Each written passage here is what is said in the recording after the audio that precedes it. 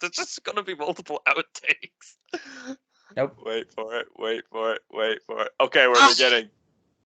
I feel Feel the the need. The need for speed. For speed. Take me right into the danger zone. Right into the danger zone. I want to get right into the danger zone. Talk to me, Goose.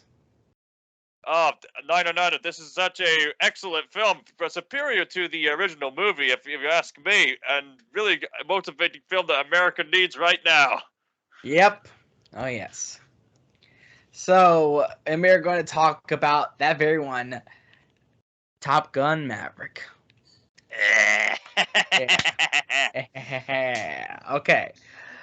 So, yeah, it's a weird time we live in where, like, Paramount is actually doing pretty well with Sonic and Top Gun Maverick. So, something that has been coming over like 40 years now, that has been in production hell, has to have been, and that we never thought was going to be made. Nobody ever expected, or if it was going to be made, then it was probably just gonna be shit like all the other like stuff from the 70s or 80s that we do today. But against all odds, it actually turned out to be one of the best movies of the summer. It really did. I remember seeing a trailer just passing by and I thought, just another Hollywood rehash. And we have a friend who I'm convinced he pretty much has the same response. And I saw the film, not having seen the original, and just basically as a response to everyone else saying, this movie's really good. No, it's really, really good. Yeah. So, saw the film and I thought, they're right. This is a really good film.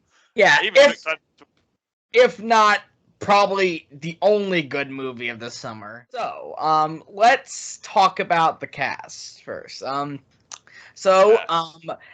Ethan Hunt.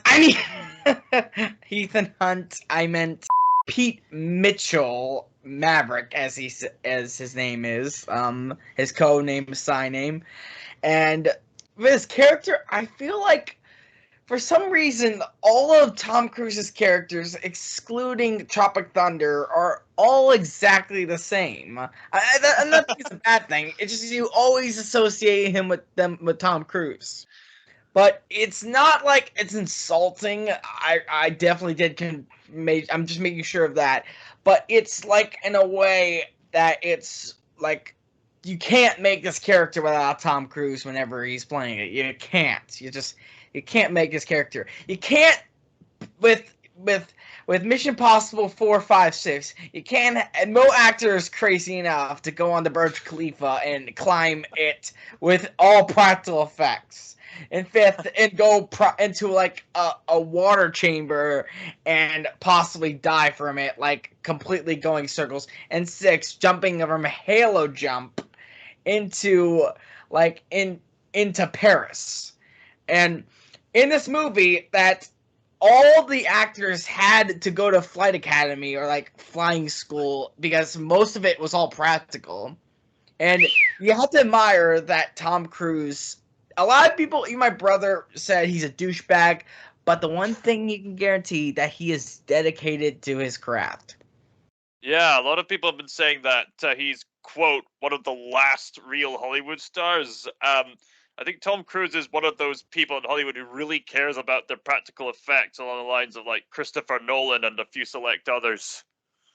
Yeah, yeah, and speaking of this, even his character, like, he's gotten so familiar with the Mission Impossible movies, it kind of, like, infused into the story, because this movie felt like, it definitely is Top Gun nonetheless, but it's also Mission Impossible. It has the best attributes of Mission Impossible, which we'll go further into, but let's get back to the cast. Miles Tiller, who played also another Reed Richards and Fantastic, as its infamy name, but also Whiplash and other movies. And he plays Rooster, the son of Goose, and he does a pretty good job. I mean, I'm not saying that I'm a little underplaying it because of course Tom Cruise steals the show and most of it, but I do feel like he's definitely playing a good job. I just feel like it's not overshadowing Tom Cruise. I would say I don't have enough to say as much as for Tom Cruise. Although I think this is a story that is about how he manages to train up the other cast members to pull off the seemingly, dare I say, impossible mission. Yeah. Yeah, that's what. And well, now I think that it's good enough to do too, because everyone else, it's not that they're forgettable; it's that they're just a supporting cast, and that I guess the real main characters are those two. The actual, besides the cameo from Val Kilmer's Iceman, looks like looks like the voice of God went out of him. Yeah, we're never gonna forget your performances in Prince of Egypt, Val Kilmer. We still love you. Who made man's mouth? Did not I? But yeah, I mean, it went out of them, but it's still there. Okay. About the story and plot, we first come into like Top Gun, it's Ethan. It's Maverick going on this Mach 9 to Mach 10, like spaceship like airplane, like this is a Blackbird, that, and going to Mach 10, which definitely fits the character of Maverick, but it feels so much like Ethan Hunt that it's eerily similar to an Ethan Hunt stunt. It's eerily similar. Wouldn't the same be said for his original Top Gun depiction of Maverick? Yes, but that was before he even was in Mission Impossible. It's just that Mission Impossible is just so infused with his career that even it infused in the movie, and that's where the plot, like, it is this Mission Impossible stunt where like Top Gun graduates will go into enemy territory and blow up this nuclear facility, and all having to do in 2 minutes, and with 2 miracle shots. Two planes like firing into the vent and destroy it, and then the 2 to fire into the nuclear weapons to disarm it completely, entirely, forever, and then doing a steep jump up 1,000 miles or 100,000 miles up, and that would probably feel like you're imploding. Yep, that's Mission Impossible, and that's probably in the best way possible. That's in the best way possible. Mission Impossible, but with planes. It's almost as if Tom Cruise is training a future generation of Mission Impossible stars.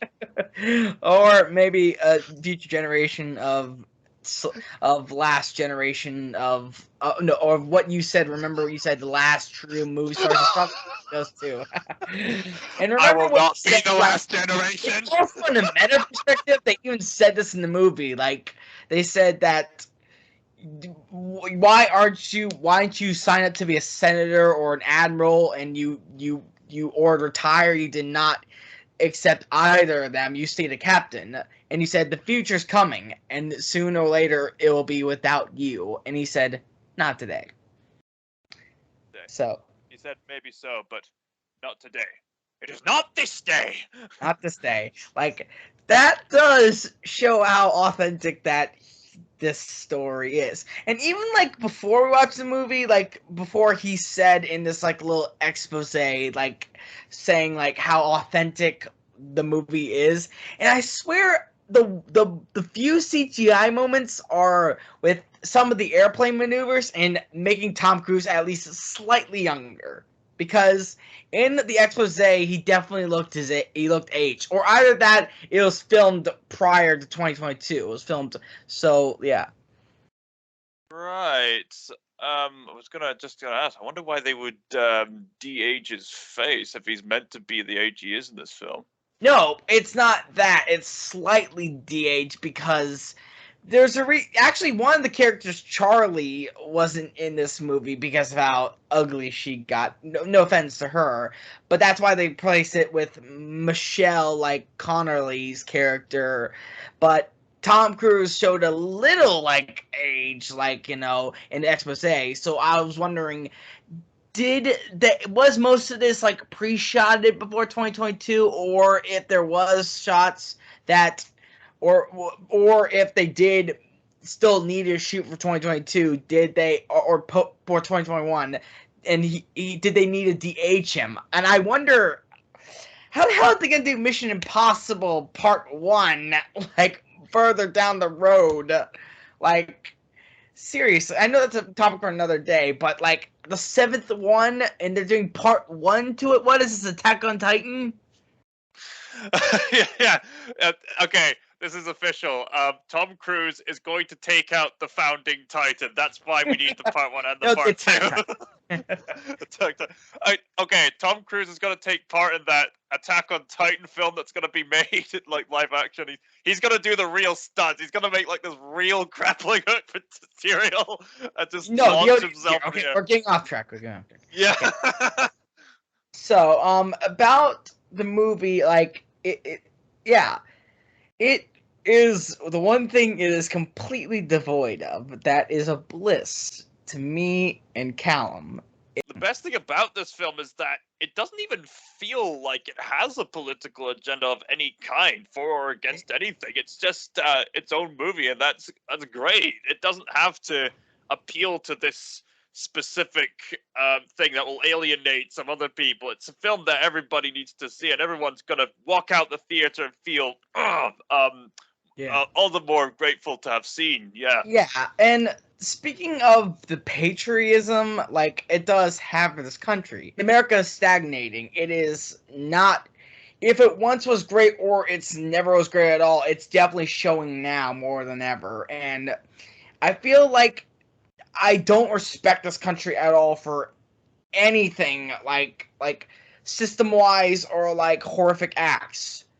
But I do respect the accomplishments of, like, what we've done. Like, so I don't like dictatorships or democracies, but at least you can acknowledge that whichever, like, country you're in, patriotism, like, or hatred of it, at least you can be patriotic of its achievements. Because I feel like that America has definitely innovated with, and it definitely shows in this movie, especially with the Blackbird, of how technologically advanced that Blackbird is, of how, like, and how interstellar it is. That definitely, it does show the patriotism not in the truth, justice, and the American way like Superman, but more like patriotism, more like what we can achieve, or especially in the story of what these pilots can achieve in just 2 minutes. Yeah, I think that might just be a good summary of the sequel in general. I mean, after seeing the Maverick, I remember seeing the first Top Gun film, and I can actually say with confidence, and this isn't often said about many sequels in general, but this sequel's actually a big improvement over the first one, if you ask me. Mm-hmm. Because it gets a bit more personal with, like, the cast and the people that Maverick is trying to train, and it's great in that aspect. And the first Top Gun, it was sort of formulaic, and it was good for its time, but this really improves on it, and to the point where it stands out as its own film. So in that regard, this is like nostalgia done right. Like, if you watch it on its own, as its own film, you can get what the film's trying to depict. Oh, he was friends with this person. Now he feels guilty about bringing his son on board because he got his father killed. Oh, he's had this deep friendship with Iceman, and so on and so forth. And it's interweaved into the plot to the way that, okay, you can understand where Maverick's coming from, and the pressure he has to train people up, and how it eventually builds to the finale. So in that regard, you might not necessarily need to watch the first Top Gun film, but this film, it doesn't degrade the first film in any way. It certainly, like you said about America, it certainly celebrates. So it's weird that most movies are trash these days in their Hollywood, but that a sequel that's somehow better with so many Disney sequels being and actually one actually doing it even better, improving the best of modern and improving over the past without completely it over. That is in itself in a movie. You know how the miracle shots in itself is a miracle shot or like a miracle nuke. Yeah, again, I was not expecting this movie to succeed as it did, but it did. And also about the commanding officers and how I definitely seen this like Air Force commercial like that. This they were fighting the stereotype of the hotheads, of. But I feel like that.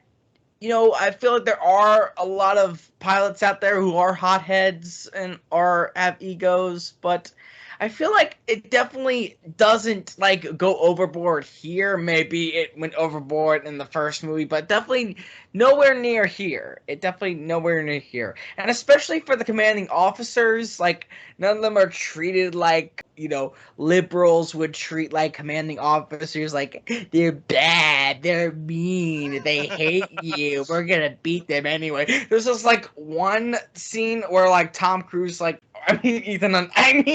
Maverick literally stole a fighter pilot and literally proved that the mission can be done with his lead, and the military officer did not scold him or did not completely send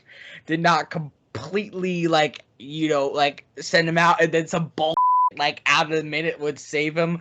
No, it was actually he actually kind of in a thing that he said, I don't know if I should court-martial you or actually make you team leader. And then Tom Cruise was like hesitant, like he was about to defend himself, and then the other guy's like, I think he meant a rhetorical question. As a rhetorical question. Yeah, it definitely treated, and John Hamm, that was John Hamm, and it was a great performance in that, that he definitely did.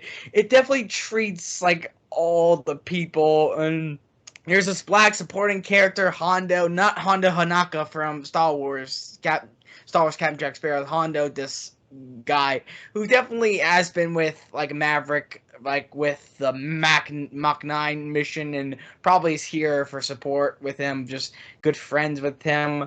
Aye, I think in that regard you are that's a good point. I mean, you'd think Hollywood usually depicts like the big authority figures as sort of these douchebags that need to be or fantasies where they have stupid plans but have the illusion of complexity when they're really just completely lazily written just to fill an agenda that of nature and environmentalists.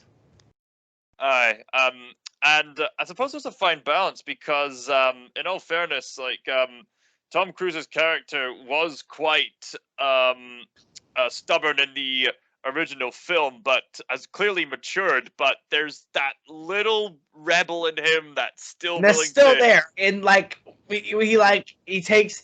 But first, when we saw him come up to the graduates, he was like, "Have you read these pages inside and out?" Yes. We thought he was gonna be like, actually, he's gonna follow it, but nope, he throws it away. But that shows that, and the instructors like, oh, that work, that like they're worried that like, oh, we made a mistake. Aye. I think that little rebel in him is indicated even when we're first introduced to him, testing out that. He was definitely instructing him, even throughout the whole movie, he still was instructing them with dignity, nonetheless. Mm-hmm. Yeah, I've gotta love those training sequences. If you're going to see Top Gun Maverick, I insist you see it on the big screen, IMAX if possible, because I saw it in Dolby Cinema. Nice. There was just some scenes with the planes where the way they push by it just sort of vroom, really bursts into your body. Do you know what Dolby Cinema is? Adobe Cinema. That's not like IMAX, is it? No, it's actually it's like this surround sound room where it's a big screen, but it's nowhere near as IMAX. But it's like, and the chairs move. It's higher resolution. It's like, yeah. Ah, nice. Oh, that would be amazing because it was.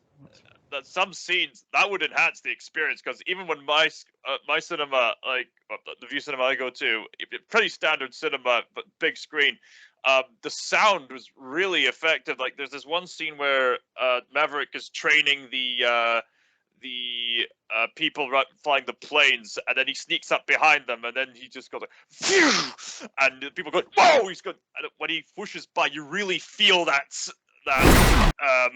speed like go right into you. So like, and you just lean back like, whoa, it's incredible.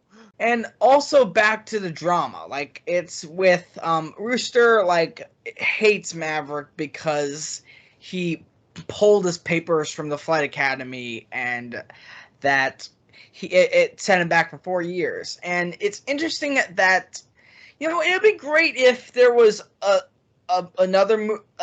past sequel, or they did a sequel in the past that did definitely show his place at Top Gun. But I'm glad that that's what this movie is for, front and center, him as an instructor, but also as a leader at the same time, also in a mission. Yeah.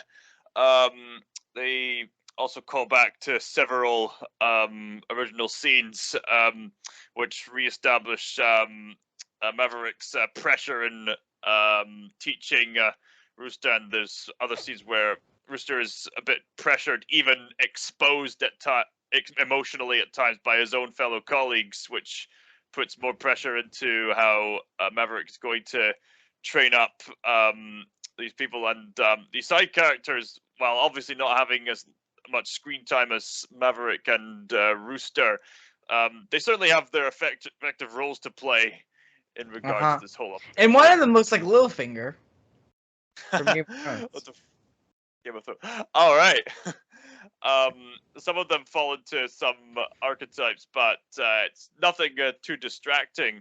Mm-hmm. And in light of like the modern Hollywood, I'm impressed that you can have this diverse cast who's quite cooperative, and they don't shove the whole diversity message down your throat. That they're just they come from these backgrounds, and they're not shoving it down your throat. They're just in it together, and that's how they're going to do the operation. That's much needed these days. And I want to say something that the comedy, it definitely is better than the MCU style comedy where they just like completely joke, quip.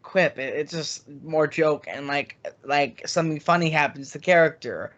But in this, like, there's this one scene where they think that where Tom Cruise, Maverick gets shot down and lands, and also then Rooster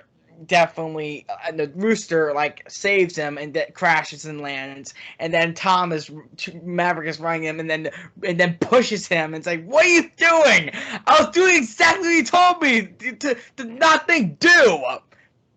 And it was quite fun. It was actually quite funny because it's actually situational, even though it did not interrupt the seriousness of the situation, but it kind of gave you a little mellow, because it didn't because you definitely knew that he survived, because they definitely showed the parachute that he was still alive, so it did definitely give an appropriate time for like laughing, because they're now stuck, and they're now what are we gonna do now?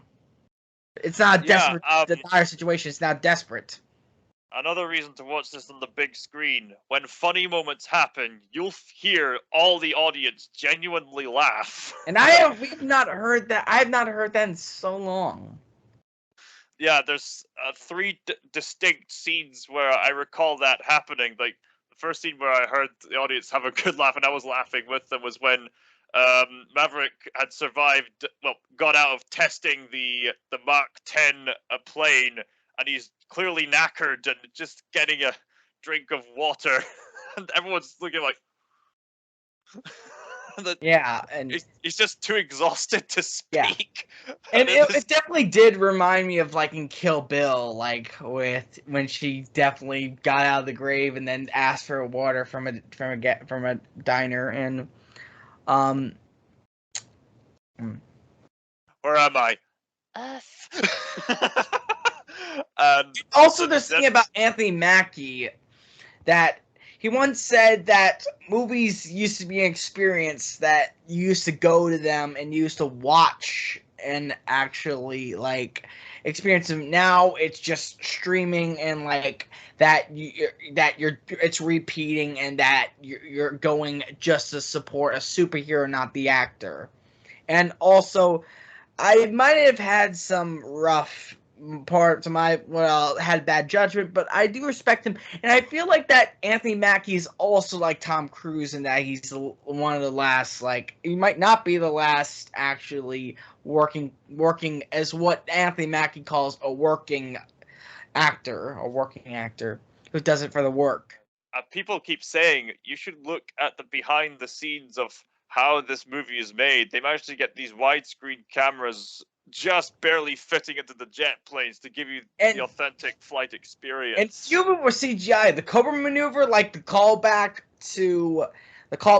to the original movie Top Gun with the bird, like with he did with Brewster, that was definitely CGI. But I love what they did was they both did the maneuver and then went down to the ground. They definitely tested each other.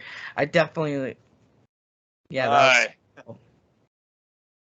There's other callbacks like Tom Cruise flying upside down above some of the planes. That had to be CGI. That had to be CGI though. Partially, or maybe all of it. I guess it's so immersive you couldn't really tell at the moment unless you were paying attention.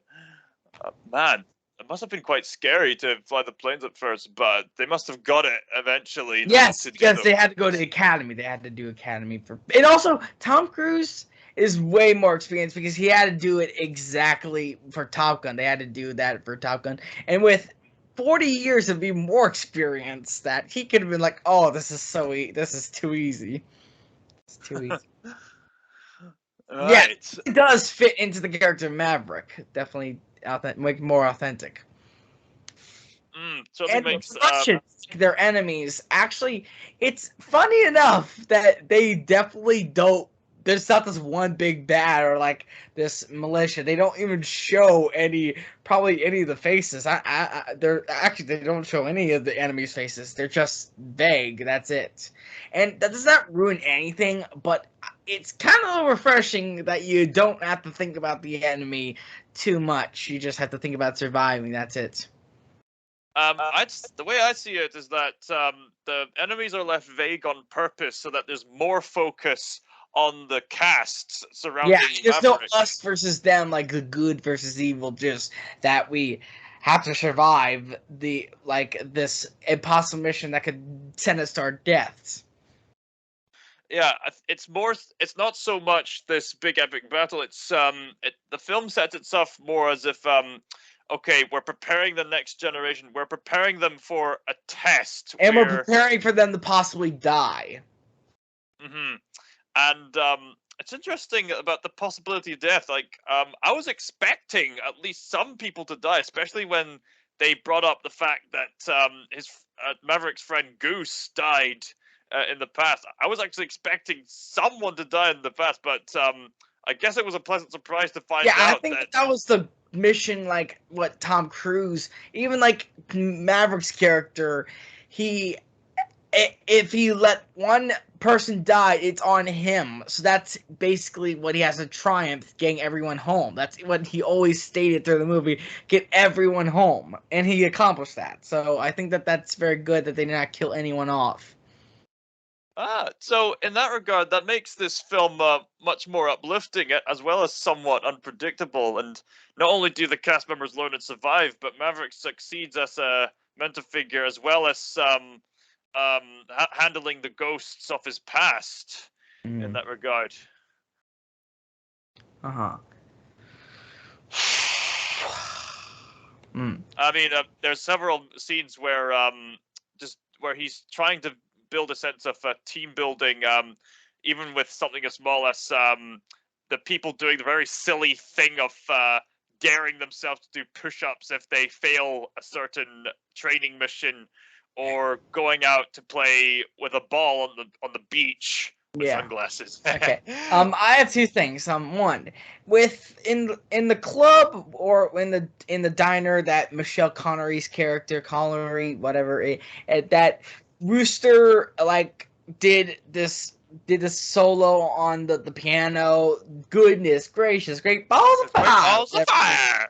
That could have easily came off as pandering, but I felt it was very sentimental because Tom Maverick was outside looking prospectively and reminiscing of Rooster and how it generally does not feel like it's pandering. Like, oh, it's the audience for the audience. No, it's for him. It's for Maverick.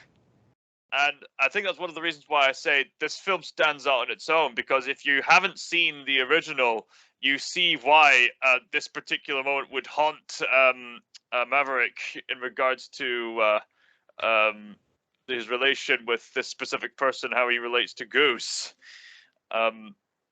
This is quite astonishing. This is how And you do also nostalgia, people. about his love relationship, I thought they should have maybe gave a little like something that why Charlie's character was not in the movie, like they had a falling out or they're just nothing. And I'm not against that. I was a little concerned but it's a little forgivable now knowing about the actress, how she's not up for the role anymore and they have to move.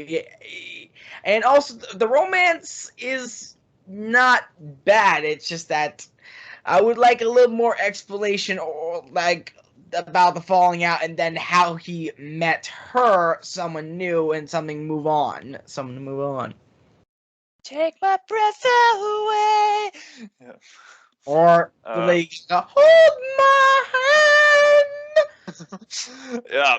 Oh, honestly, the music. That's something else about this film. The music is really amazing.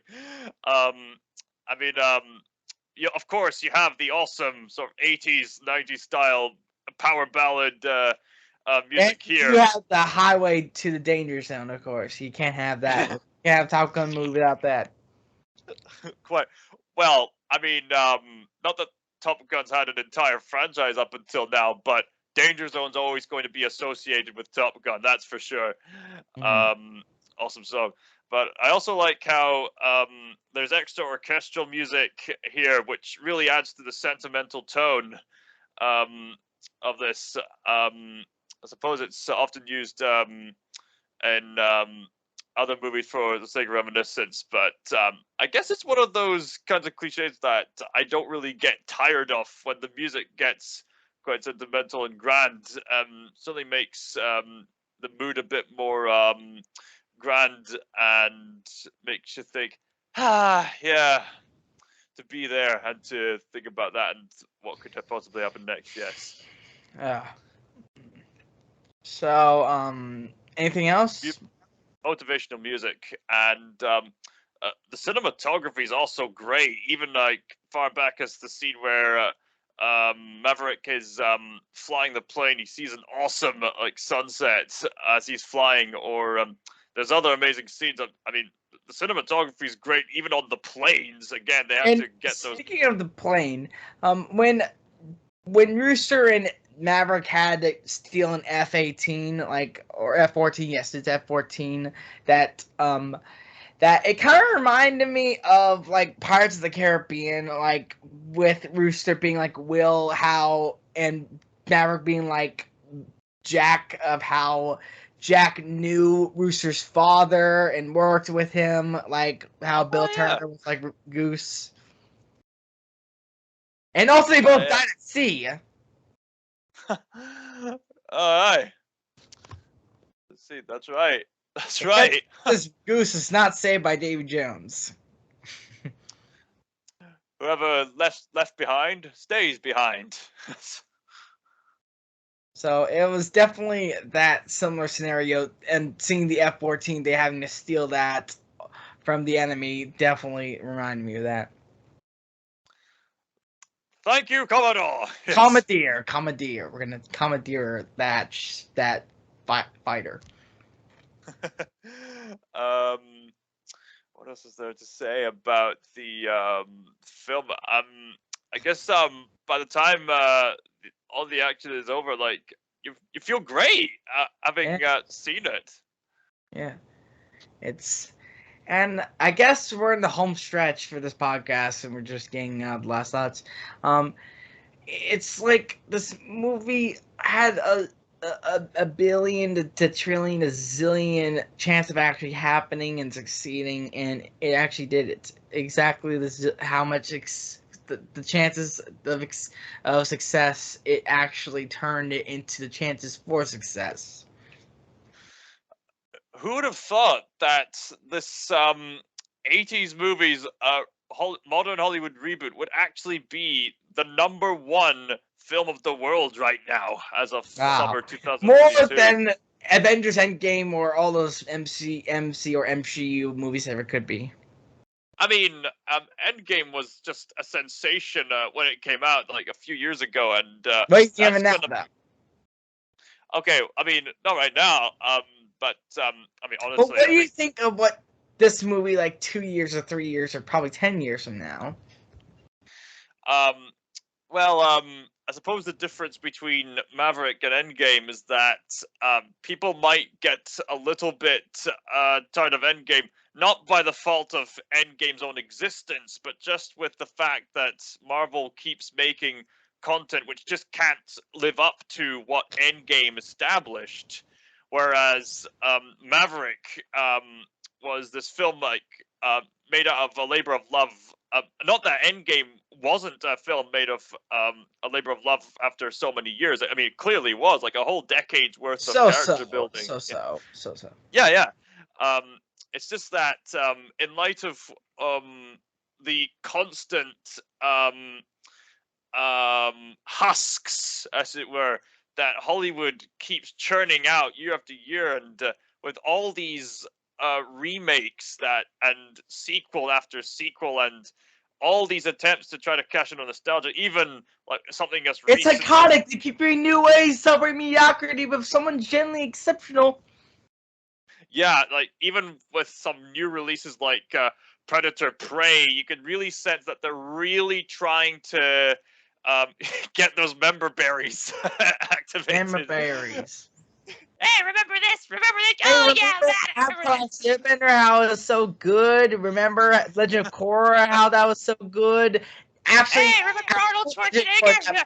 Actually, wait, you're supposed to.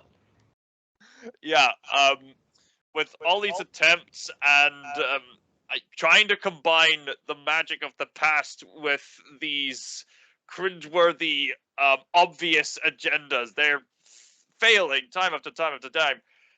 Maverick should not have worked, and yet it did. And it will probably be remembered more than any of those movies. Yeah. I mean, I'm gonna be looking forward to getting this on DVD. Or hell, actually, I bought the whole damn. I'll buy on DVD. I haven't bought. I usually buy stuff on digital, but maybe I'll actually buy this on 4K DVD. 4K. And you know what? I suppose if you really want to make the most of it, find a mate who has some kind of man cave where they have a big screen and surround sound. You can always see it on VR. Hell. Oh yeah, I suppose there's that too. Hell, actually, big screen is owned by mostly Paramount, so you can probably rent that on there. Paramount seems to be finding a lot of success as of late, except for the Halo TV series, which I heard was not that great. They're doing well with Sonic. They're doing well with Top Gun Maverick.